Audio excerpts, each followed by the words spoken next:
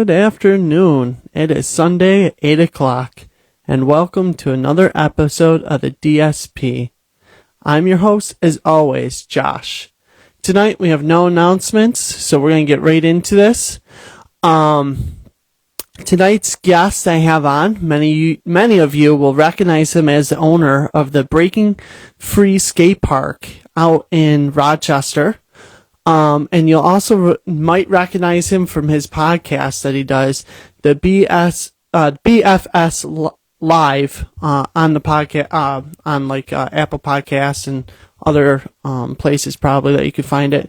Even if you're not part of the BMX or, skateboarding or scootering scene, definitely check out, his podcast, because the way that him and his guests talk about it and share their stories and share their passions really brings everybody in, like as if you've been part of that scene for like ever. Like I've never been part of that scene, and every time I listen to an episode, it draws me into it and it gets me excited about what's happening in that world. But yeah, so we'll bring in my guest.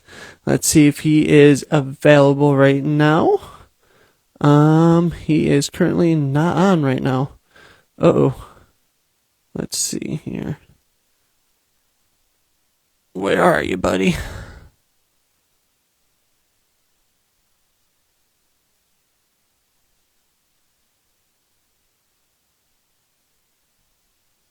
Alright, well, we wait for him to become available. I'll just talk about this past weekend. Yesterday was round 2 of the point series out at Joseph Davis. It got moved to there from ECP, which I'm glad. I will take Joseph Davis over ECP any day of the week. ECP is a good league course, in my opinion, but terrible tournament course. So it got moved to Joseph Davis. I didn't play as well as I was hoping or thought I was going to play. I was hoping to score well on a lot of the hybrid holes, which was not the case at all.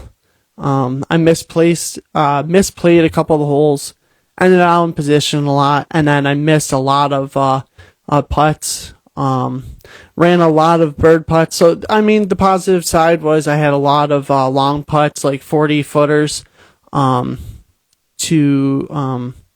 look at bird. Like, obviously I'm not, more than likely not going to make it, because my zone, my comfort zone is about 20 feet from the basket.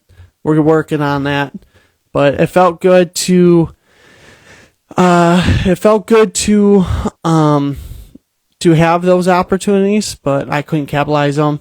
And then and a lot of the hybrid holes, just misplaced myself, got out of position, and then I had to try and recover, got myself in some awkward putts, and then couldn't capitalize on par putts. So struggled a lot there. And then that kind of opened up my eyes to, I'm having current backhand issues. If you guys didn't see my post like a week or so ago, my backhand has been off since the start of the season. So I'm trying out new discs. I pulled the escapes out of my bag. We're going to try something. Okay. Now we can get our guest on tonight.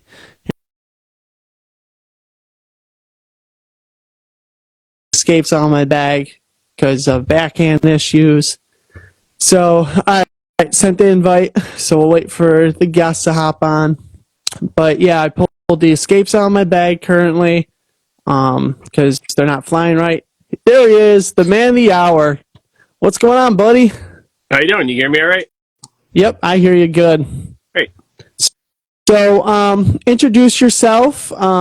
Let's talk about the past sports that you've done, because you're one of the most intriguing guys that I know. Pretty fascinating about your past sports. So we'll start from there. All right. I mean, I spent the majority of my adult life riding BMX. I did some skateboarding. I own a skate park. When I was younger, I played a lot of baseball and a lot of mixed sports. But I spent, most of my 20s as what you call a professional BMX rider. That's pretty cool. So, Yeah. What made you go from a person who can look at a staircase and be like, oh man, this looks cool to jump, to, oh, I'm gonna go play disc golf? Like, how did that happen? Well, okay. So I used to travel the country and made bike videos, and so you're trying to film a video part. You're trying to learn new tricks. You'd like go out and you'd like you go to the skate park and you try this trick like 100 times, and then once you learned it, you're like, okay, now I got to find a spot, on street, because street was like what you rode. Find the street spot to do this trick. So it was all about this like grinding to figure out how to do the trick, and then eventually doing the trick. You fast forward, I opened the skate park, and I made, I wouldn't say it's a mistake, but it could easily be considered a mistake by making your passion your job, and that kind of does suck a little bit of the passion out of it, right? So things got kind of stale with BMX for me, just because I'm at a skate park all day, every day. It's my job. So I started looking for other things that were, like BMX, which would be, I would define as progression-oriented sports. And, I did some bouldering for a little bit. I got really into mountain biking for a little bit. And eventually, my wife, now wife, at the time girlfriend, she played disc golf. And she was like, hey, let's go over to Ellison Park and play disc golf. And I'm like, what the hell is that, And I was like, sure, whatever. I like doing random stuff. So we went over to Ellison Park, and she had what'd she have? An Innova, a DX Wolf. And I thought, I was like, I'll just find a disc somewhere. Like you'd find a ball on the side of like a fairway and a ball golf course, which was like kind of naive, but also like possible. You could. So she was just throwing discs around, and I was like looking in the weeds for a disc. Eventually, I swear to God, this is how it went. I found a hubcap, and I played like 3 holes with a hubcap. I'm like, this is kind of cool, And then we played like, I got a starter pack. We played 3 or 4 times. This was probably right before COVID. And then when COVID happened, disc golf ended up just being the thing I did every single day. And coming from very technical BMX skateboarding, the idea of just like, why can't I throw this frisbee the same way twice is incredibly frustrating, So I would just grind. I go out and do field work 3 or 4 times a week, throw like 100 drives, 100 forehands, 100 backhands, just trying to get the same replicable motions that I was capable of doing in BMX. Still can't do that, but I try. I mean, your backhands look effortless. Like, I'm so jealous because, as you know, we've been talking. My backhand's just complete trash right now, and it's been for a while. And then I watch your videos of you just take a couple steps, you just yeet it out there like almost 400 feet, like it's nothing. It's crazy. So it was just about just putting in the time, Also, there's, I teach a lot of skateboard lessons, so having that kind of taking one motion or activity and trying to break it down to its constituent parts and try to figure out how to fix it. Like, I think a lot of people make a lot of mistakes when they're working on their backhands, where they're like, oh, I watched this video, I'm working on my power pocket or something, when it's like they're not looking at what's the worst part of their form and fixing the worst part, right? Or like people would be like, I'm working on what I'm doing with my non-throwing hand. It's like, who cares what you're doing with your non-throwing hand? You're throwing 300 feet. Like, that's not your problem, Yeah. I don't even know where to start with mine, because you've seen it. It's just chaotic, and it somehow works sometimes. Other times it's just, So, 2 weekends ago, I was at Bond Lake Open. Met a bunch of Rochester guys who were talking. They all know you, and they were telling me about the putting league that you run. And I was like, oh, that's pretty cool. So can you tell us about the putting league that you run, and like what made you start that, and everything about it? All right, yeah. So I have a 22,000 square foot indoor facility that's a skate park, and I used to throw discs around just here and there. And I once or twice we kind of set up a little weird hybrid 4-hole kind of thing. And as I got more involved in disc golf, and the post-COVID landscape has been it's been bad for action sports. Like, frankly, the skate park's not really doing very well. I've been like hanging on by a thread since COVID. So I've been forced to find every single avenue I can find to generate a little bit of income. So I basically took the fun disc golf thing I did once or twice and turned it into an indoor hybrid putting and throwing league. And it does generate pretty good revenue for me, which is like something in disc golf that's kind of like faux pas. People aren't supposed to make money in disc golf. It's like a weird thing where like tournament directors aren't supposed to make money, which is, you know, like, I think it's kind of bullshit. Like, it's a lot of work, a lot of logistics, and then like I just think people who do management and organizational work should get paid. So in my league, I do it for income. I say I do it for income. I don't actually play in the league because I think it's like, if I'm doing this to make money, I'm not going to be out there playing. Mm-hmm. But it is a mix of hybrid of putting and throwing. And every other week we have the lights off, and I have a whole bunch of 300-watt black lights. So it's like this cosmic disc golf, kind of like cosmic bowling, and there's like glow paint and bright colors, and it's pretty unique. I don't think there's like anywhere else in the world that's doing it quite exactly what I'm doing here. It's a really good time. Yeah, from what everyone was saying at the tournament, they were like bragging about it, and I'm like, man, I gotta get out there at some point to check this out. It sounds so freaking cool. It's really unique. Yeah, that's what everyone was saying, and I was like, yeah, definitely, that's on the list. Definitely gotta get out there. It's so sick. Like you played with Wolfschlager, and he always wears crazy colors. So in the black light, he's glowing like he's at the club. So I got like music playing. It's dark. I'm selling beers on the side. It's like a party, man. It's pretty. Yeah, that sounds awesome. So, what is the disc golf scene like out in Rochester? Because it sounds like there's not many tournaments at like great courses like Shadow Pines, and like that's kind of what I was hearing. But I'm not from there, and I travel out there once in a while to play a course or two. But like, what is the scene? Is it kind of like here where there's tournaments like every weekend, or? Well, I think both Rochester and Buffalo have really pretty strong disc golf scenes. I'm going out to Syracuse once a month for work, and I was trying to look up if there was like leagues and stuff, and I really couldn't find a lot of information. And I'm from Jersey originally, and I go down to Jersey, and same thing down there. There's not a lot of leagues and stuff going on there. Up here, there's actually a lot. We have a good amount of tournaments. I would say probably like 1 or 2 a month, if not more. But we have a lot of leagues out here. So I run the Tuesday doubles league. On Wednesday, there's League on the Lake. On Wednesday, there's a Wednesday morning sanctioned singles. It's like a $3 buy-in sanctioned league for like guys that retired people and people that don't work during the day, like me. And Wednesday evening, there is the Masters League, which is like 35 and older. There was a kids and women's league. I don't think they're doing that anymore. Thursday, there's a sanctioned singles league that rotates. And Monday, there's a match play league that hasn't started yet this season. So there's a lot of leagues, a lot of happening. And our first week of Tuesday, I run the Tuesday doubles league with 2 other guys. Our first week of league 2 weeks ago, we had 90 people show up. Wow. That's a good turnout. Yeah, it's crazy. At that point, you're running a tournament on the spot, and logistically, it's pretty challenging, especially when you're running it this early in the season. There's not so much sunlight, so it's kind of challenging when you have sixums on the course. So we had a couple people leave because it was so busy, but we ended up having 84 people, and we do $2 your buy-in goes to CTP. So the CTP for the night was like $168. It's crazy. That's awesome. And that's a good turnout.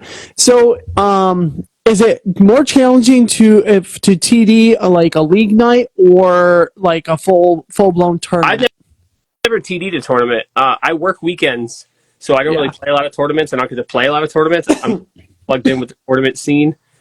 We had a big change in our club where the president for the past couple of years stepped down, or he didn't step down. His term was up. He did his time. He did a lot of time and energy. Dave Kopp did. So we have a new president and we have some new leadership, so things are a little bit different now.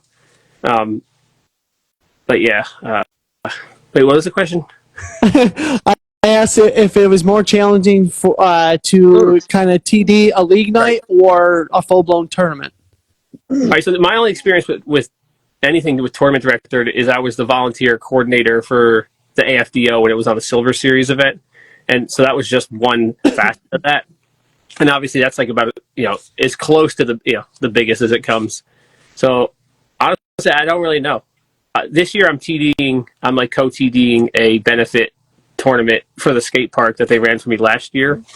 But it doesn't seem that hard. I've run events for most of my adult life through the BMX world and all kinds of stuff. So it doesn't seem that hard. I think in some ways the league stuff can be challenging when you have, like, our turnouts are usually, our slow weeks are 40 something people, our good weeks are like 60 or 70. So then you're like taking in that much cash on the spot, checking people in, doing the chip draw, setting up the CTPs, doing the payouts, like doing all that in real time is way more challenging than getting it up on the disc golf scene and pumping it on Facebook. And you play tournaments, and if you get cashed, you get an email like a week later, like, oh, here's your OTB gift card or whatever, whenever they get around to it. So, since you helped out with the Silver Series AFDO, what experience did you gain from that, and how was that? And did you kind of geek out when you seen some of the pros come in, or? Well, when I'm doing something, I'm doing something. I'm going 110, so I was like laser focused on my duty at hand. So I didn't get like starstruck by people being around, because like I got work to do, and we planned for months. I was managing. I had 135 volunteers over the 3 days with like different positions, and I was making sure people were in positions they wanted to do, and we had the logistics of getting lunch to the volunteers, and so there's a lot on that side of it. My biggest takeaways was that the Disc Golf Pro Tour is much smaller than you'd realize. It's only a few people, and they're spread pretty thin, and they're really, really doing a lot with not a lot. It's pretty impressive. Like really, really impressive how much they're doing with such a small budget and so few people. And as far as like the pros go, it was pretty sick to see just the difference between even like your good local guy and a middle level pro is pretty significant. And there's like a timing in their form that is fundamentally different than most people. All the pros, they get their front foot entirely planted and almost like to a full stop before their arm starts to come through. And even like, because I snuck some videos of some of Matty O and Ezra, Yeah. and I was watching it back and forth to some of our better players, and like that's the big difference. Like that's the thing. So that's a little bit of the like me geeking out about being around. We just had Matty O and Ezra were really the big names, but Matty O is pretty sick. Yeah, his form is very unique. I don't know how it works. Yeah. So, after seeing them plant that full foot, have you been trying to implement that into your form, or have you been trying to? Yeah, that's something I've always done. Like as you said earlier, I have a really, really walk up. I almost don't use my lower half. It's really just to get my feet and lower half in the position to pull through. And anytime I've tried to engage my lower half or throw my hips more, things just get worse. Yeah. For me, primarily just throw with my upper body. Yeah. I have a similar issue. I think I don't know what I do. I'm a forehand dominant player, so forehand's much easier for me. Backhand, I'm just clueless. I don't know. It seems to me the biggest issue with the front foot timing is, you end up like having this pivot on your hips, right? If your front foot is fully planted and all your weight is into your heel, like the plane of your hips will stay where it's at. Versus if you're starting to bring the upper body through before the front foot's down, the plane of your hips will do kind of this because the timing's weird, and then that your hips pitching forward or back will make you throw arm up or arm down. At least that's what I suspect. Yeah, that's interesting. I never really thought of it that way. That's pretty cool. I like that. So obviously you watch coverage. Like, do you watch more MPO or FPO, and do you watch post coverage, or do you watch it live? I pretty much never watch post coverage anymore. I only watch live. And as I said, I work weekends, so I have off network up on the TV at the skate park. So I'm kind of like half watching. So I'll have FPO on and MPO on. And sometimes, especially now that I'm in the summer, I close earlier so I can go home and like the last couple holes, I'll actually be able to kind of sit down and watch or listen to it while I'm kind of doing stuff at home, making dinner or whatever. But yeah, live, I think live is the best. Post is okay, but it doesn't quite like live. Yeah, yeah, I agree. Like I like live when I can catch it, but most of the time because of tournaments and stuff, I end up having to watch post. So, speaking of coverage, did you watch the Kristen Lat foot fault? I didn't. I wasn't looking at the TV when that happened, but I've seen everyone talking about it, and I've listened to all the podcasts this week about it. So have I. So where do you stand on it? Because I'm kind of mixed with it. Yeah, I would say so. Mixed. It's like it seems unfair if you can't have a marshal on every card, but also the idea that if your lead card major final round, like there's more pressure. But then people share the videos of other people foot faulting it, and they're just egregiously bad. Yeah. It's and the PDJ historically hasn't been great with their PR when the shit like this happens. You know, so I don't really have an opinion one way or another. Honestly, it's just the content I think is good for the content for the podcast out there to have something exciting to talk about. Yes. Yeah. Any type of kind of like we'll call it like an oopsie thing happens during coverage and stuff. I would say that's pretty good for the sport because it brings in a lot of attention to it. It was really tough because the one thing that really irked me was Andrew Marweed had a really bad one on hole 18, a couple hours later. Yeah. And in that scenario, he was kind of behind the tree. Because, I generally don't care about foot faults unless it looks like someone's in a position where they're trying to gain a competitive advantage. If you're in the middle of a fairway and your foot's off or you hit your disc, who cares? If your foot slipped into the disc, you probably threw a worse shot, right? But if you're behind a tree like Marweed was, in that scenario, that's where a marshal and the card mates should be watching because, if we're not watching, if he plants 6 inches to the right, he gets around that tree a little, Yeah. So, yeah. Yeah. It's tough. So, who's your favorite player? Well, I think I already know that one. I love Ricky. I like Matty O a lot, but yeah. What drew you to Ricky? I like all Ricky, I like Innova Ricky because I like pigs and stuff, but Ricky just gets it done, he's got the huck face. It's just his form isn't perfect, but he's just fucking sending them out there. It's just his game. When there is nobody as exciting as when Ricky's on. Yeah. All's close, but when Ricky's on a heater, it is unparalleled. Yeah, he gets the crowd into it. He's fist pumping, everything. Yeah. Where Gannon Bird just kind of stands there I can't stand Gannon Bird. Yeah, no emotion, and then he always cries or has an excuse why he did bad. Just just say you had an off week. It's fine. Gannon is fun to watch when he's chasing down the lead, but he's so boring to watch when he's in the lead. Yeah, it's so lifeless and mechanical and okay, boring. But when he's chasing someone down, he's like, oh, I gotta go for the shot. You get pretty exciting golf out of him. Yeah. Yeah, I never noticed that when he's chasing people down because he's either on or completely just nowhere to be found. Yeah, he's kind of like AB in a way, either on or just nowhere to be found. AB's pretty sick. This version of AB, when he's just fucking sending those Lunas out 400 feet, it's crazy. Yeah, Lunas are putters, right? Yeah. I mean, they go pretty far. They're putters that fly mid ranges, but the way he throws that yellow Big Z Luna is I was like, man, maybe I need to get a Luna, Yeah, maybe that'll fix my backhand. So I think it was either last week or 2 weeks ago on your podcast, you and your guests were talking about early 2000s BMX and how it grew.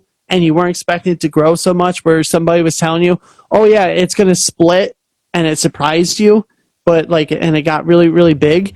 So, and what does disc golf have to do to, in your opinion, to eventually get that type of growth? Because it seems like after the COVID boom, disc golf has basically just hit the plateau.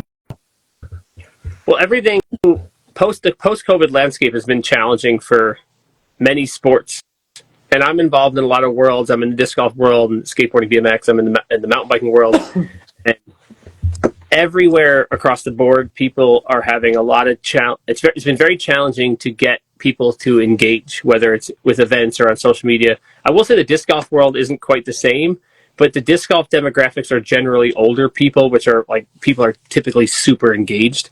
We don't really have the youth, and I do have a lot of kids at the skate park that recognize the basket and will putt on the basket because they did play disc golf in gym class during the COVID era, which is a good sign. And these are like very young kids, like between like 8 and 14, like regularly, just like they see the basket, they grab the putter, they got the form kind of down. So that's really good.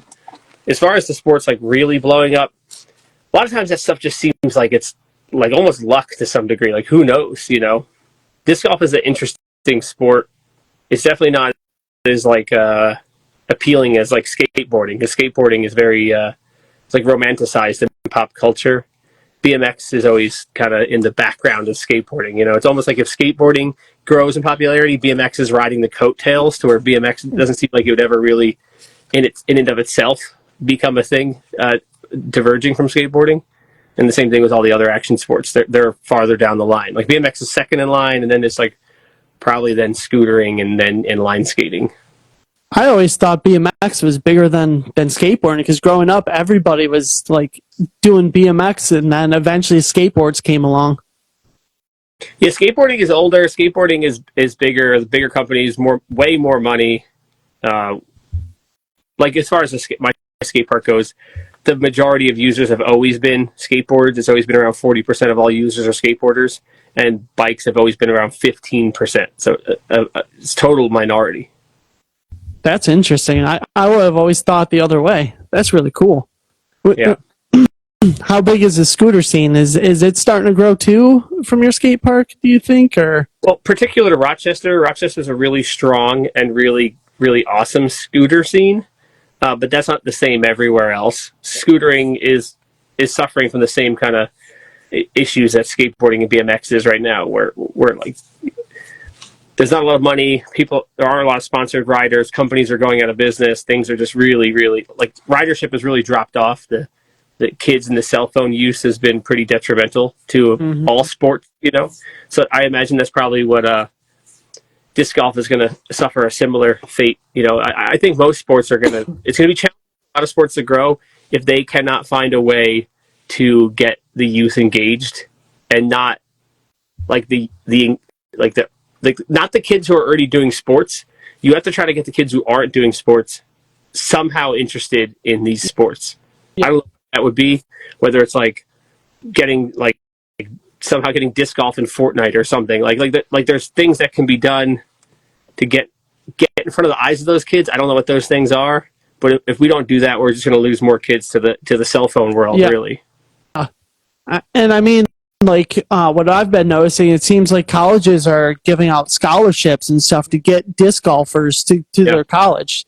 When I was looking at college back in like 2010, that was not even a thing. So, I mean, for kids that aren't going to make it in their sport, they should possibly look at disc golf as an opportunity to get that scholarship. Yeah, that's probably one of the areas of growth that we really have on our side is the collegiate sports. And like all things considered, like disc golf's pretty easy. Like I know that people might not like hearing that, but like compared to other sports, like if you're athletically inclined, you can come into disc golf in like 2 years. You can be pretty darn good if you come into it with an athletic mindset and you want to grind and do the work. It's pretty easy to get pretty good at disc golf compared to other sports. Yeah, like if you were to give me a disc like 2 years ago when I started or BMX bike, I'm obviously going to be better at the disc golf than the BMX biking. Yeah, and low risk, high reward. You know, it's not like BMX or skateboarding where it's like the risk and reward math is, you know, as you get older, it's like a lot of stuff isn't worth the risk anymore for me to do on my bike. It's like I can still do it. I know I can do it, but like it's not, you know, the spill isn't worth the thrill, you know? Yeah, for sure. So what is your favorite disc golf course out by you? Well, it's Shadow Pines. Shadow Pines is just absolutely incredible with the different layouts and the 3 tee pads in every hole. And the engagement we have with the town is absolutely incredible. The town, like all the guys in the work crew, they play disc golf now. The town is just like you could not hope for a municipality to be more engaged with a particular sport. They love us. They like my name has come up on like Penfield Town board meetings as this guy Steve Van Hall. He plays. He's on the town board, and he's just like all gung ho about it. They love it. You know, the fact that Shadow Pines was it made the top 100 courses played in America and the top 100 in the world. Sorry, it was like 21 or 21st in the United States and like number one in New York. You know, like that, and it estimated what was it 35,000 rounds were played there last year on UDisc. It was crazy. Wow. Yeah, that and I played it a couple times. I definitely got back out there this year, but it's really cool how it was. Was it an abandoned golf course or just a foreclosed golf course that they converted to disc golf? Directly next to Shadow Pines is a quarry. When that quarry got put in, whatever that was, the town told the quarry they had to buy the adjacent properties and make, I guess, I don't know how the logistics work out, but basically there's a golf course on either side of this quarry that acted as a buffer between the town and the quarry, with because they're using dynamite and blowing stuff up in the trucks and whatever. And the one golf course last worked. It's still open. That one, it was Shadow Lake and Shadow Pines. Shadow Pines closed probably almost a decade ago, and then it's kind of just been sitting there fallow for quite a while. And it was going to get turned into housing. And Penfield are, like middle class, upper middle class, and when they heard they might put in mixed housing there, including low-income housing, a lot of people got really like, oh my God, what do you mean low-income housing? So a lot of the neighborhood people started freaking out about it and started petitioning with the town, we should make it a park, because people were just using it as a park anyway. The grass is overgrown, but the cart paths, people were just walking their dogs and doing whatever. And the town was down, so the town, I guess they bought the property. They needed to buy it because it was probably seized and foreclosed. I don't know, but basically, it became a park, and it's actually only half the park. On the south side of that road there's a whole other side of the park that's it was the back nine of the ball golf course, and there has been nothing happened on that side of the park yet. Ooh. And they're going to put shared use trails and a bunch of stuff there, possibly another course, which would be really, really awesome. And that would be cool. Has crazy topography. It goes down and up, and there's these gullies, and there's some woods, and there's a creek. There's actually a waterfall back there. It could be really, really incredible, but that's like way down the road. But the club, our local club, got really involved with the project because Jason Phelps, and we're like, hey, we'll do all the work, we'll do all the planning. All we want from the town is, will you buy the baskets? And the baskets are relatively inexpensive for a town. You say, 20 grand gets you 19 20 baskets with the practice baskets. And for a town, they're like, that's it? 20 grand? Like, and you need it next year? Okay, fine. So the disc golf club did all the work. We did our club finals, we did some like doubles events and a couple pop-up tournaments, and used all the data from those tournaments to adjust the tee placements.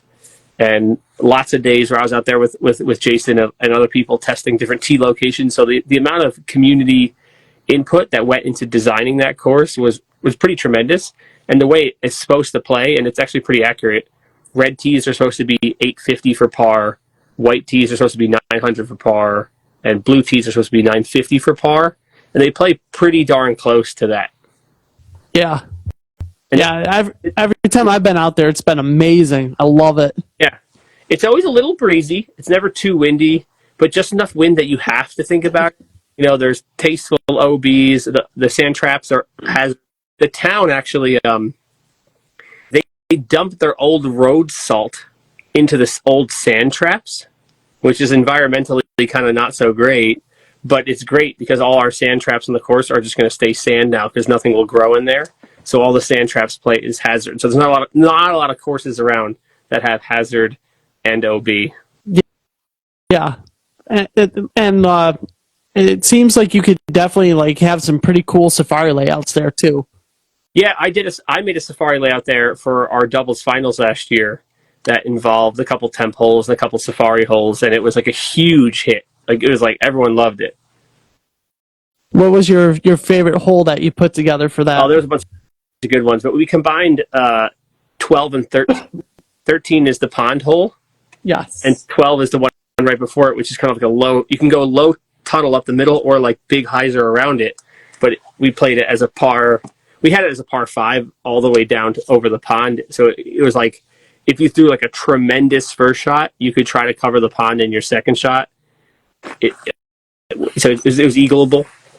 But that was a pretty fun. We also played the red tee of 1 into the basket of 2, and the basket of 2 is down that like little sapling hallway. So you had to like basically throw a perfect setup shot to get down that hallway. That was a big hit as well. Yeah, that's definitely so cool. That would be fun to play a Safari laid out on. That'd be a blast. Final question I have for you. What is your overall goal in disc golf? Is it to grow the league scene, or is it like a personal goal, like I want to get to this rating, or? Well, I mean, generally, any community I'm involved in, I'm going to be involved in, right? I don't want to be someone that just uses the resources. I want to be someone that's creating the resources, right? So whether it's the skateboarding or the mountain biking or disc golf, I'm on the board for all 3 of those organizations. I've got our local skate.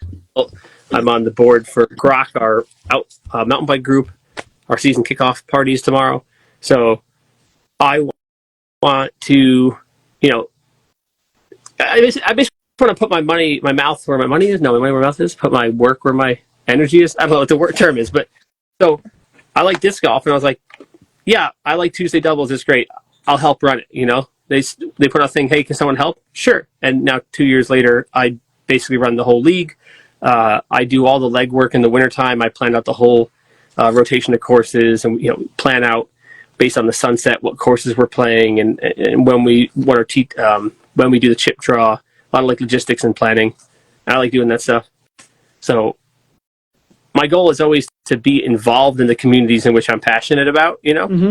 And communities usually end up giving back to me because they see that. I'm sure you got a couple guys in Buffalo who are running the leagues or doing the TDs, and like, oh yeah, it's that dude and that dude. Those, if it wasn't for those 3 dudes, it wouldn't happen. Yep.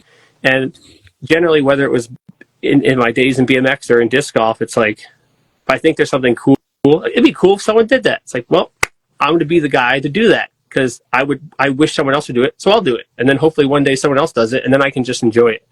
So it's always about, fostering that scene within your local community, whatever it may be. As far as my own personal play, obviously I want to play well. I'd like to be 950 rated.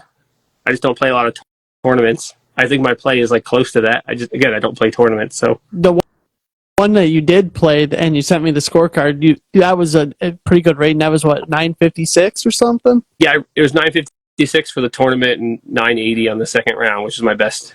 Heck yeah. What course was that at? That was a temporary course they set up once a year in Rochester, in Webster Park. It's incredible.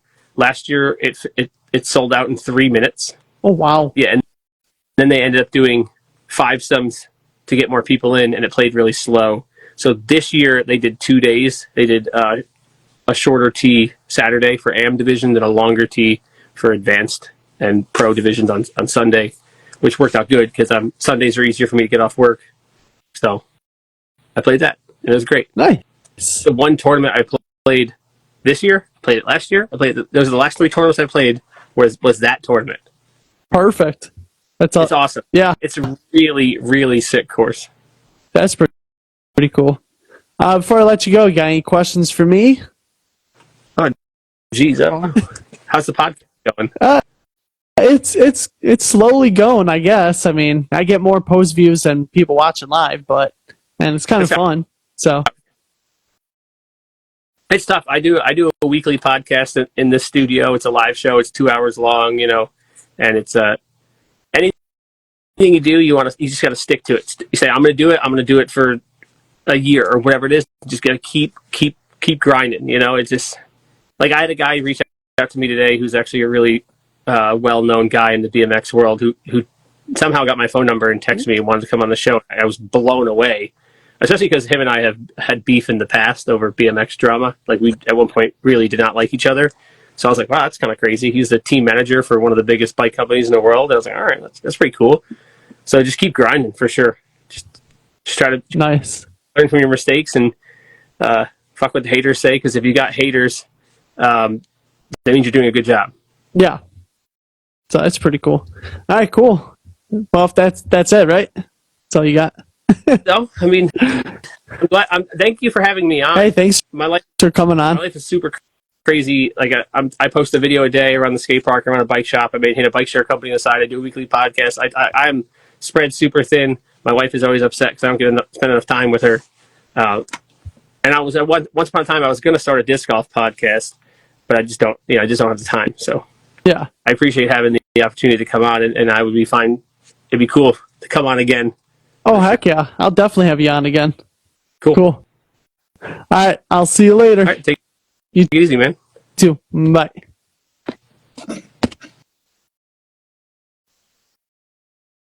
All right, cool. Thank you for tuning in. Happy Mother's Day to any mothers that tuned in and watched. I highly doubt any did, but happy Mother's Day. I'll see you all next week.